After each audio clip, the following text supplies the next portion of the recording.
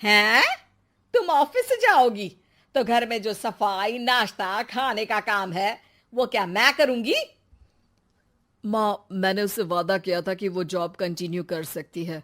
अरे वाह जी वाह, दोनों आपस में सलाह कर फैसले ले लिए। मैं क्या यहाँ बेवकूफ बैठी हूँ? मुझसे पूछना किसी ने जरूरी नहीं समझा? मम्मी, आप फिक्र ना करें, मैं आज ही रेजिग्नेशन दे दूंगी। प्रीति ऑफिस के लिए चली जाती है और अगले दिन से जॉब छोड़ घर के कामों में लग जाती है, लेकिन साथ ही उदास भी रहने लगती है, जिसे देख प्रतीक को अच्छा नहीं लगता। मुझे पता है तुम्हें अपनी जॉब कितनी पसंद थी। आई एम सॉरी प्रीति। अरे कुछ नहीं होता, बस मम्मी खुश रहनी चाहिए। अब प्रीति अपनी सास को खुश करने और उनका दिल जीतने की जी तोड़ कोशिश करती रहती है, पर सास कभी उससे सीधे मुंह बात तक नहीं करती। इसी तरह दिन बीतने लगते हैं। एक शाम प्रतीक ऑफिस से परेशान घर वापस आता है। माँ, चाची का फोन आया था। दादी की तबीयत बहुत खराब है, हमें दिल्ली जाना होगा। पति की बात सुन प्रीति तो पैकिंग शुरू भी कर देती है, पर माँ वहीं बूत बनी खड़ी रह जाती है। लगता है मम्मी अपनी सास से बहुत प्यार करती हैं, तभी उनके बीमार होने की खबर सुन शॉक में आ गई। ये प्यार नहीं, परेशानी है। तुम तो ऐसे सोचो कि अब से जब तक दिल्ली में हो तुम्हारे अच्छे दिन शुरू। अच्छा, ऐसा क्या है दिल्ली में? वो तुम्हें कुछ ही घंटों में पता चल जाएगा। सास के रिएक्शन और पति की बात से कंफ्यूज्ड प्रीति दोबारा पैकिंग में लग जाती है, जिसके बाद कुछ घंटों का सफर तय कर तीनों दिल्ली पहुंच जाते हैं, जहां घर के अंदर पहुंचते ही लोगों की भीड़ देख प्रीति परेशान हो जाती है। हे भगवान, इतनी भीड़! प्रतीक, कहीं तुम्हारी दादी को कुछ हो तो नहीं गया ना? पागल, ये भीड़ नहीं, मेरा परिवार है। क्या? इसे तुम परिवार कहते हो? अरे इसे तो जिला घोषित कर देना चाहिए। तुम्हारा परिवार का तो अपना पर्सनल बिग बॉस बन सकता है। हैरान परेशान प्रीति परिवार वाले सदमे से बाहर निकली भी नहीं होती कि सिर पर पल्ला रखे शांत तरीके से सबके साथ बात करते हुए अपनी सास को देख उसे दूसरा सदमा लग जाता है। हाय राम, ये मम्मी का ऐसा भी कोई रूप है? ये तो मुझे पता ही नहीं था। ये तुम्हारी सास का ससुराल है। तभी प्रतीक की बहन बोल पड़ती है, यहाँ आपको ऐसी ऐसी चीजें देखने मिलेंगी जो सपने में भी सोची नहीं होंगी। हाँ, ये कुछ दिन तो बहुत इंटरेस्टिंग लग रहा है। सब एक साथ दादी के कमरे में जाते हैं, जहां पहुंचते ही उसे दादी की आवाज सुनाई देती है।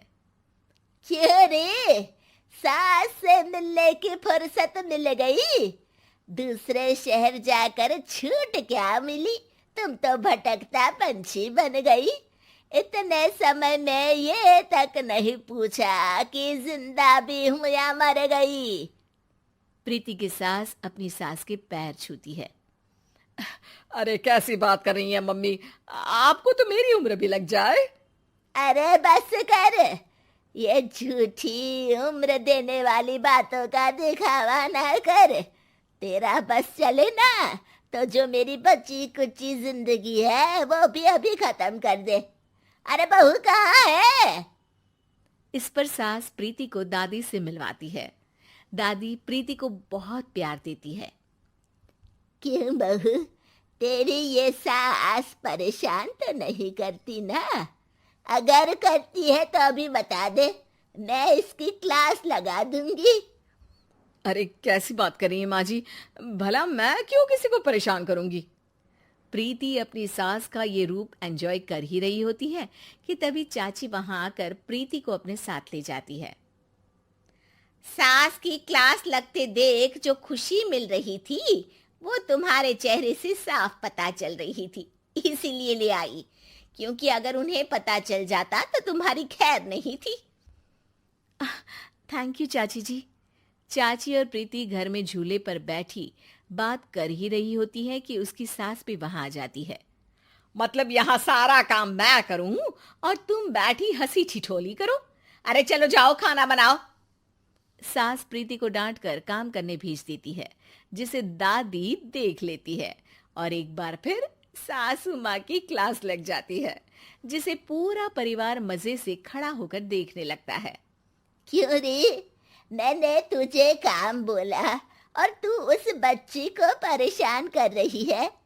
सास की कोई इज्जत रह गई है इस घर में या नहीं?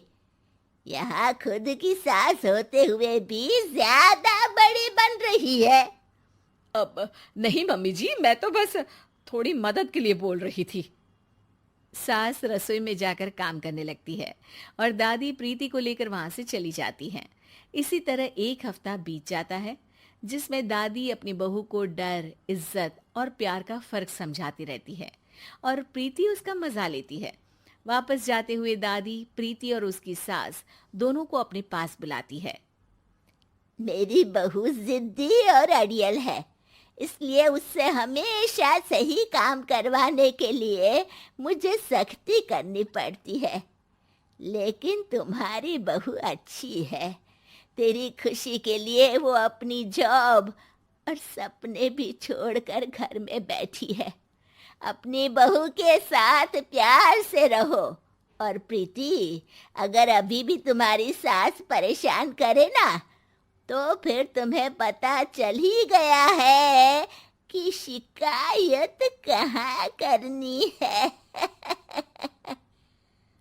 जी, अपनी सास के ससुराल में उनकी सासू माँ के पास।